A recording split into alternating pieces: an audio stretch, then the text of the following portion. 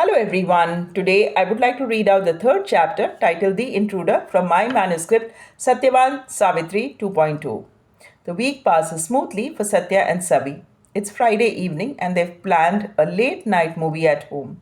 Savi returns early from work and begins setting the mood. Dim lights, cushion and place, soft warmth filling their little home. Satya walks in soon afterwards. The thought of the weekend has erased the fatigue of the day. Dinner is done. They finally sit down, ready to begin their cozy movie night. Just then, Savi's phone rings. She glances at the screen. It's my aunt. Satya groans lightly.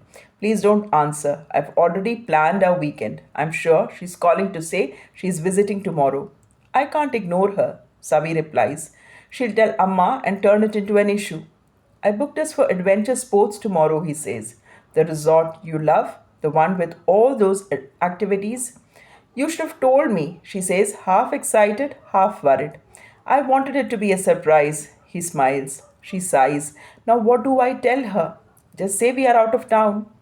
Savi is about to call back when they suddenly hear someone calling her name from the gate. The doorbell hasn't been working, so the voice catches them off guard. They look at each other, and there she is, Savi's aunt, smiling warmly at the door. She lives nearby and has decided to drop by unannounced. Savi welcomes her in politely. It's late evening, but her aunt says she was feeling lonely and wanted to spend the weekend with them. Satya hides his disappointment behind a gracious smile. He quickly orders extra food since they have already eaten. The movie night plan is quietly set aside. Now their focus shifts to their unexpected guest. As they sit talking, the aunt suddenly notices something. Where's your Mangal Sutra and your Sindoor?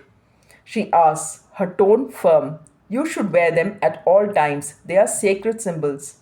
Savi answers gently. Satya isn't particular about it. I just wear what matches my outfit.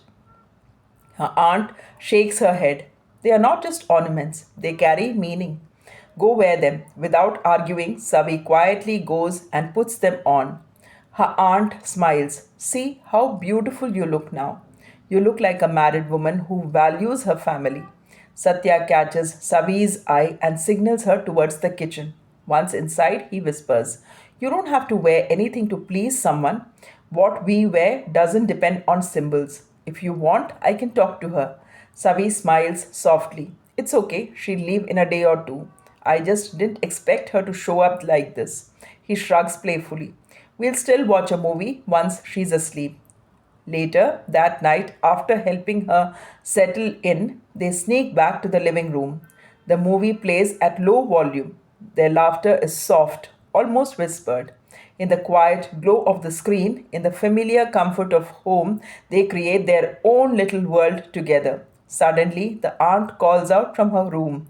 Sabi, Anu called. Her friend is visiting tomorrow. Wake me early. I need to return home. Anu is Savi's cousin who lives in the US. Unexpectedly, that phone call becomes a savior of their weekend plans. But that night, something shifts within Savi. She doesn't fully understand it. Yet, the presence of her aunt, the intruder, has stirred a quiet thought in her mind. Satya notices the silence. You can remove the Mangal Sutra if you want, he says gently. But Savi simply smiles. No, I want to wear it. She holds it tightly as she drifts to sleep.